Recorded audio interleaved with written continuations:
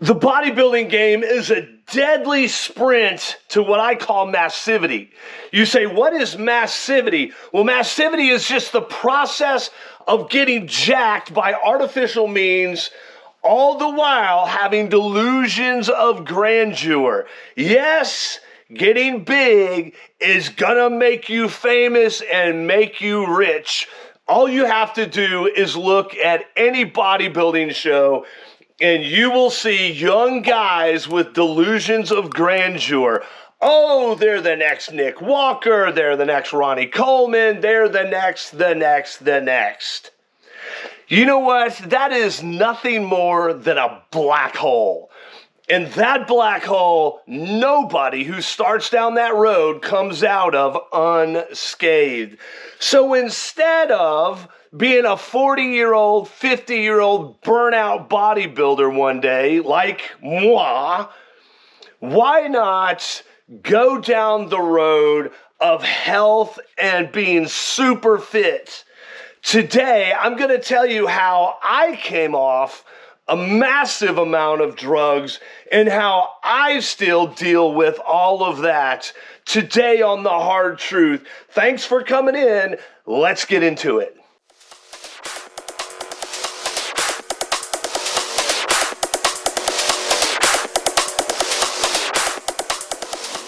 Hey, welcome back to The Hard Truth.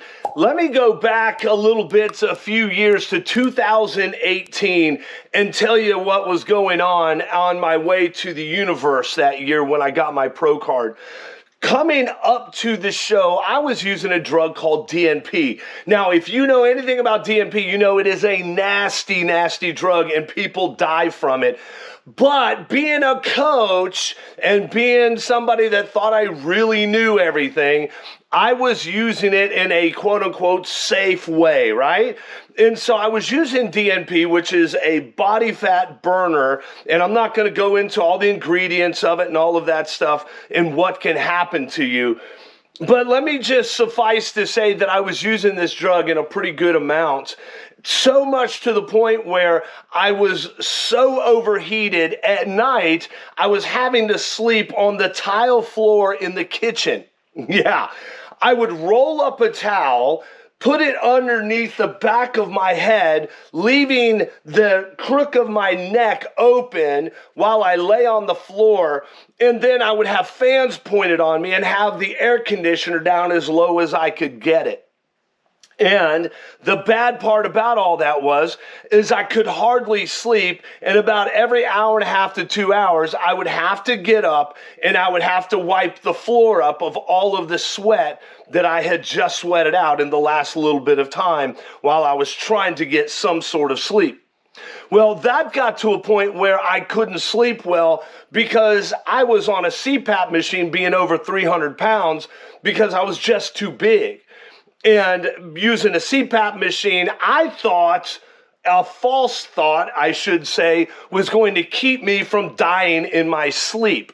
Man, let me tell you something. This is how delusional bodybuilders get. It's not just me. I know lots of guys that will go through all kinds of things to suffer for their sport or their dream. But it got to the point where I couldn't sleep on the floor because I kept stopping my breathing during the night and it just got really bad. So I moved over to the couch and I covered the couch in plastic because there was going to be gallons, so to speak, of sweat on there before I woke up. But what I did was I covered it in plastic and then put towels on it. But I was so miserable that I would have to sleep with one arm propped up on the end of the couch and take a pillow, put plastic over it, and put my other arm up and just try to sleep like this with fans blowing on me all night long. Needless to say, this is really hard on your marriage, and your wife doesn't really understand because you are so miserable, you don't want to be touched. The nights I would try to sleep in the bed, I would just douse and just deluge the bed with sweat. And in the morning, everything was soaking wet and yellow. If you've ever used DNP, you know that the sweat or the fat cells, everything that's coming out of your pores, that cellulite that's burning off is all yellow and it stains everything and it's terrible. That stuff was bad. Getting ready for the show was bad. I was on 2,000 mgs of test a week. I'm not going to tell you how much tren and everything else I was doing, but needless to say, I was on 8 to 10 IUs of growth hormone. I was on a long-acting insulin, taking first thing in the morning, then after every meal, a short-acting insulin. And so I was loaded out on drugs at almost 50 years old. You say, that's pretty stupid, Jeff. Yeah, I agree. That's pretty stupid. But it's not any more stupid than being 25 and doing the same thing. Oh, you might be a little more healthy, but you're going to set up speed bumps along the way, and your body is going to give you warning signs along the way that when you do get 50, you may start having problems. Thankfully, the only issues I was having at that moment was sleeplessness. But little did I know that every time I took a shot of tren coming up to that show, I started getting hiccups that were so bad they would choke off my airway and make me pass out.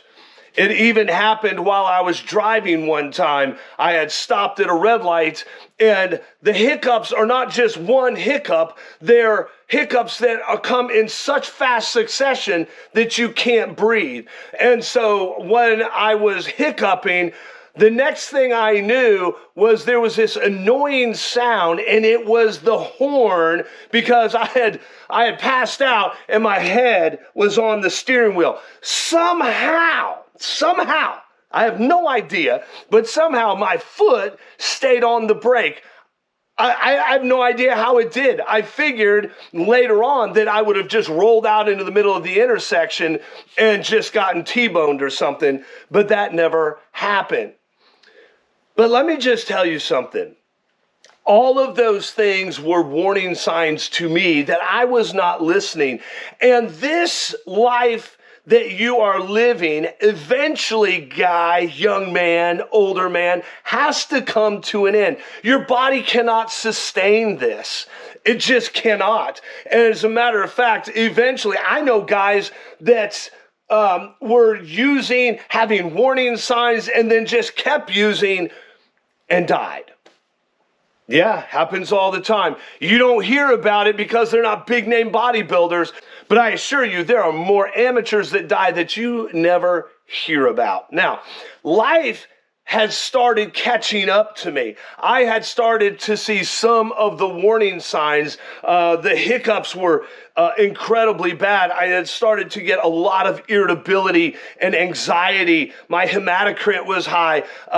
When I went into the emergency room one time with the hiccups that were so bad, they did blood work and I found out my kidney values were off. I was having heart palpitations. My blood pressure was off. Sleeplessness was terrible. And I was having problems with my blood sugar levels. I kept having issues with going hypo, and I know my hemoglobin was high as well.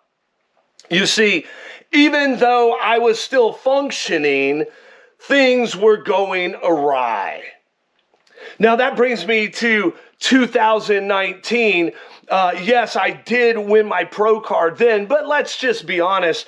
At 50 years old, like I said, you're not threatening Nick Walker somewhere. Nick isn't out there going, oh my gosh, did you see so-and-so? He just won the 40 class, or he just won the 50 class. He's coming.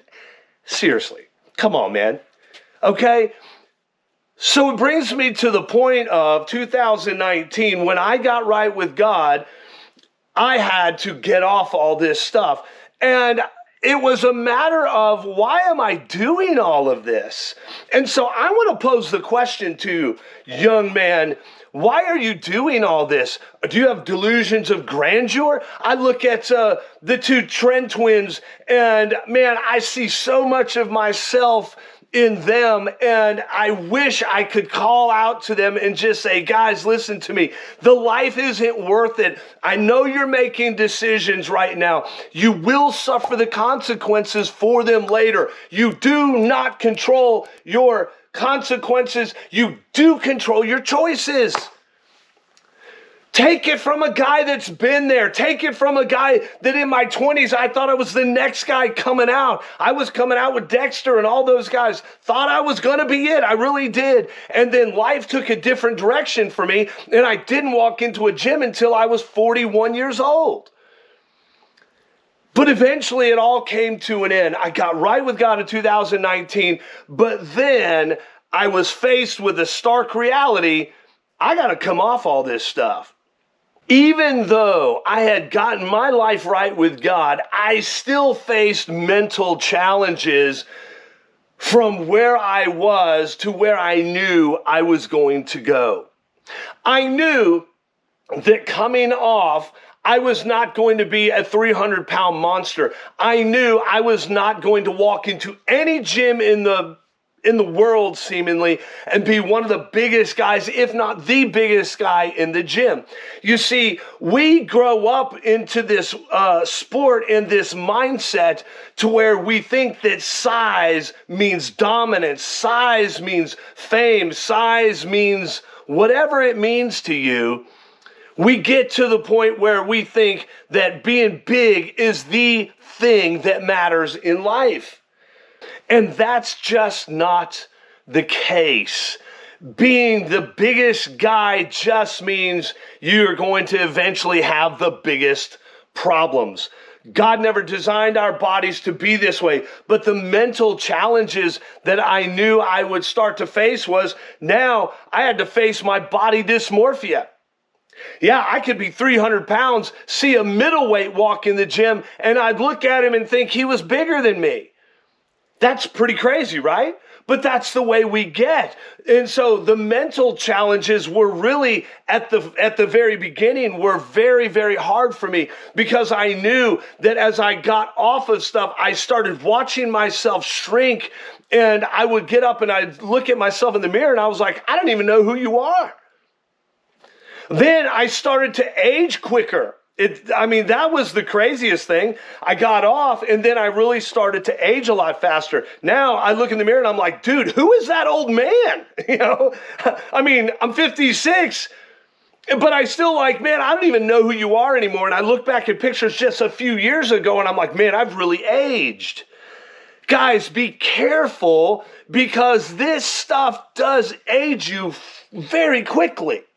Okay? You are going to experience all kinds of not just physical challenges as you come off. You're going to experience a lot of mental challenges. I was having depression issues. I was irritable. Then I would look in the mirror and I'd have more depression issues because I did not recognize myself anymore. When you are coming off, you are going to have mental challenges. That's just the way it is.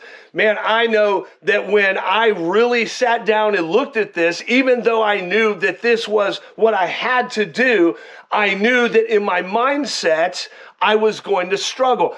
And yes, there were even times where I was like, oh, whatever. Let's just go back to 1,000 milligrams of test and see how it goes. Thankfully, I didn't. And thankfully, I have worked my way down now over the last couple of years to where I am on a manageable dose. So you say, how did you come off? Now, again, the reason I quit coaching all those years ago was because I realized I was making decisions for guys about their body that would affect them long term. I couldn't live with that anymore. I just got to the point where I was like, dude, I am making bad decisions for myself that I will suffer the consequences for.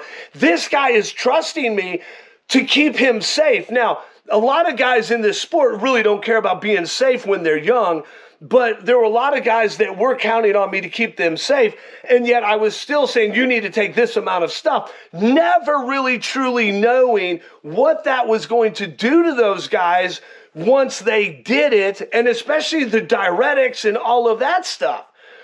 So there were always decisions that were being made that I was making for them that I knew that they would suffer the consequences later in life because of things that I told them to do. Man, this is where I disagree with Greg Doucette and this is where I disagree with Nick Trigili and Dave Palumbo and all those guys, because my worldview is different now. I am not about bodybuilding and how I look and how you look and all that stuff. I'm more about my heart and where I am with God and where you are with God. That's what I care about. Look, those guys are all out there reporting all of the garbage and the stupidity of the sport and whatever, man. Go do your thing. But I'm telling you, they haven't changed their mindset from when they were competing.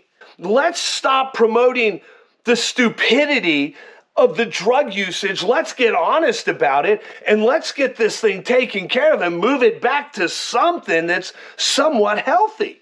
Guys, if you want that kind of stuff, you don't want to stay here, because what's going on here is I'm going to tell you how to get off and how to change your life from steroids and bodybuilding and self-promotion and self-focused to God-focused, and hopefully you'll walk with Him, because eventually this life is over and this life doesn't last very long.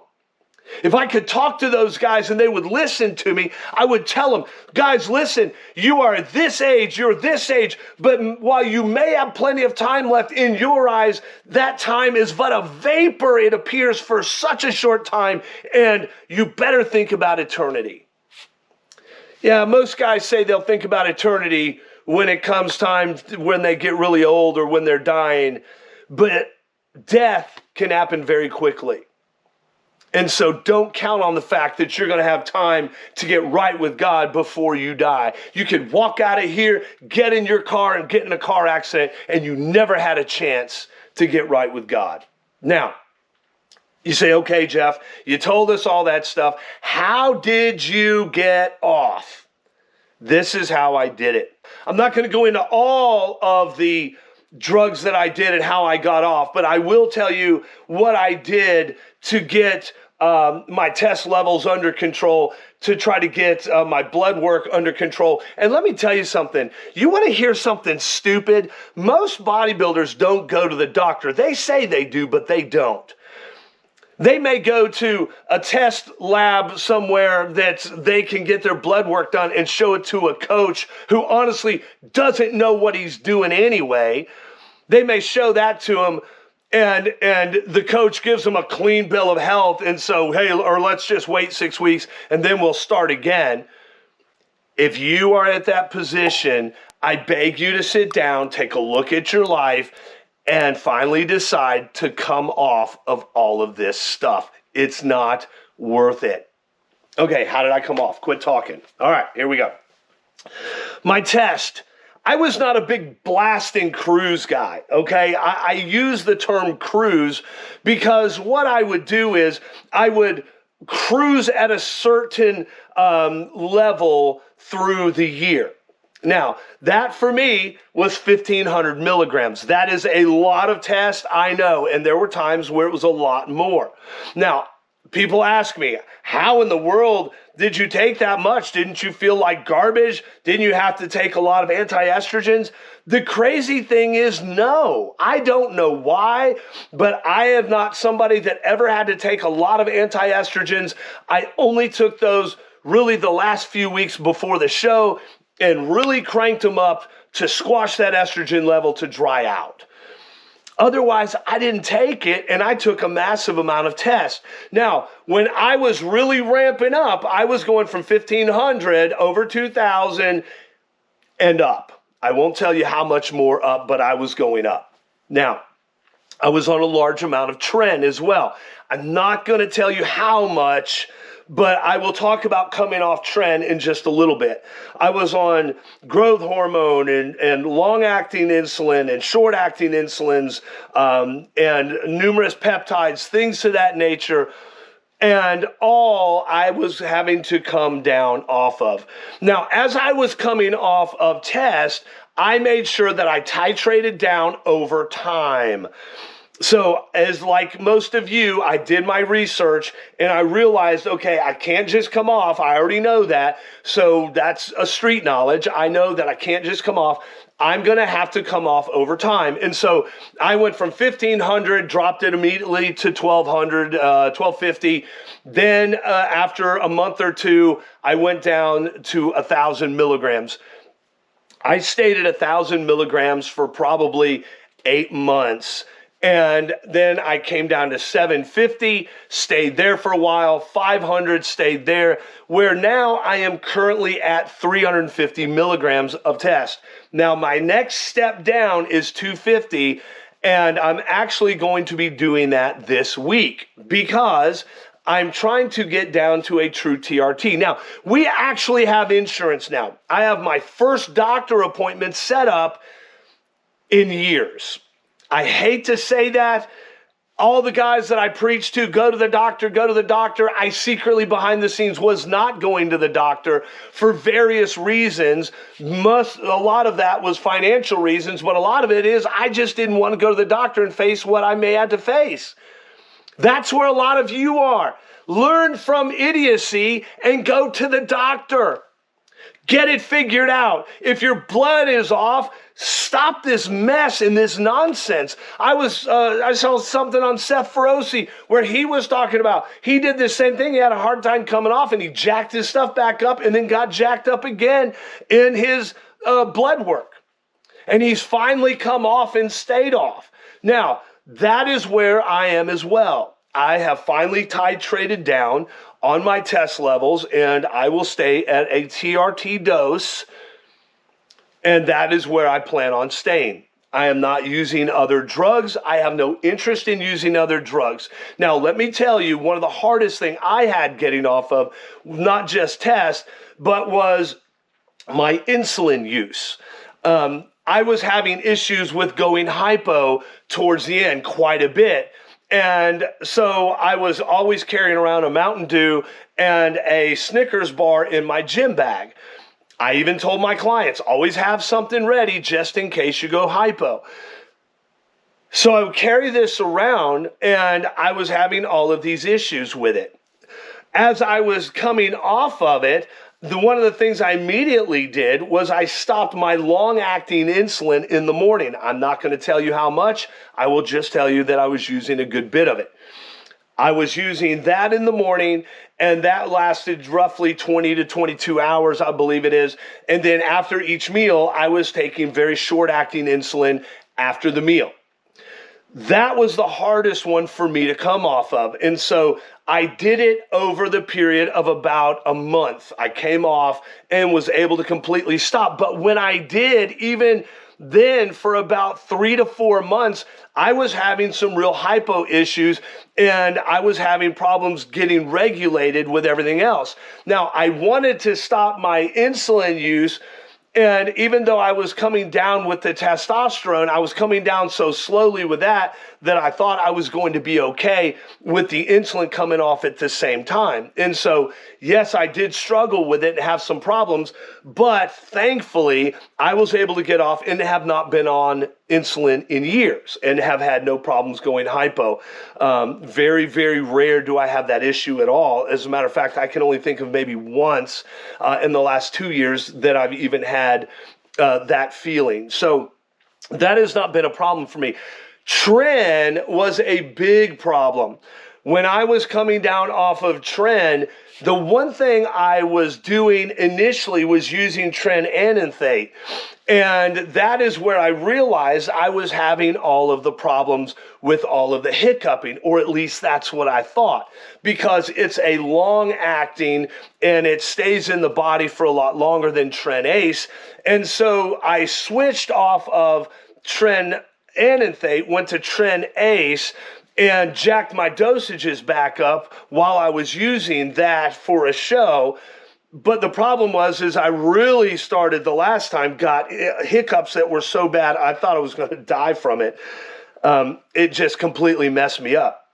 So coming off of Tren, I was able to stop pretty quickly, but when I did, I started having some high blood pressure issues for probably a couple of weeks, and was having some blood pressure issues and having a lot of heart palpitations, and my heart just felt like it was beating out of my chest from my blood pressure.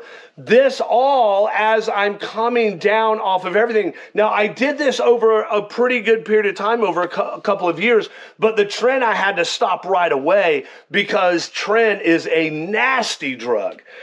And so if you are a guy out there and you are not in a pro position and going for an Olympia, which let me just stop and say, I'm not advocating the use of test or Tren or anything else, but I know that every guy that competes is using it, okay? But if you're not, get off of that stuff. Just get away from it. Just stop it altogether. You don't need it. You normal, everyday gym guy, get off of it. Get off of everything. I see guys in their 20s that are taking large amounts of testosterone, and I'm talking about early 20s, and I'm like, dude, you're blowing yourself out. You're blowing your body out so fast. Getting off was very difficult, not just physically, but as I went further and further down, I found myself really struggling with irritability. I found myself struggling with depression and anxiety, and got so bad to where I thought, man, I need to go get some medication for this. Now, let me tell you also, a lot of bodybuilders also use a lot of other extracurricular drugs. I was no different. I was using ecstasy and a lot and in large amounts. And so I was having to come off all of this stuff. When I got right with God, I said, God, I don't care what the consequences are. If I die from it, I'm coming off of everything. Can I just ask you one question again? Why are you taking all this stuff? Where is your life really going? Don't you understand that this life is short-lived and then eternity? Yeah, I came down, I came off, and it was difficult, but I did it. And if I can do it, you can. Now, I'm going to speak to the guys that are 40 and over right now. If you're 40 and over, get off, and get off now. Don't mess with this stuff anymore. You don't need it. You probably have kids, you have grandkids, you've got a wife, you still got a future, man. Don't blow your life out with this stuff. You're not going to the Olympia. Stop it with all of this stuff. I don't care about your dream, okay? I was there. I don't care about your dream. God wants you to live a long and healthy life. God wants you to serve Him. You can't serve Him on this stuff. So I just want to ask you one last time, why are you doing it? Listen to me, young man. Listen to me, older man. You have one commodity in life, and that commodity is time. That is it. You are burning time, and you cannot get time back. So I ask you one last time, why are you doing all this? And if it is a waste of time, find what is worth your time and put your life into that. Not something or what we call a sport that burns your time and shortens your life. Again, I can tell you with 100% certainty, if you could resurrect every bodybuilder in the last 5 years that died in this sport, I promise you not one would come back and say, yes, it was worth it. I would not want more time. No, they would all say, I would come back, love my family better. I would come back and be a better husband. I would come back and be a better son. I would come back and be a better friend. Yep, time is all you got. Think clearly on how you want to spend the rest of it, because you may be spending it in a hospital, or as one of my friends who recently passed away, you might be spending it on a dialysis machine. Guys, don't waste your time. Come off now.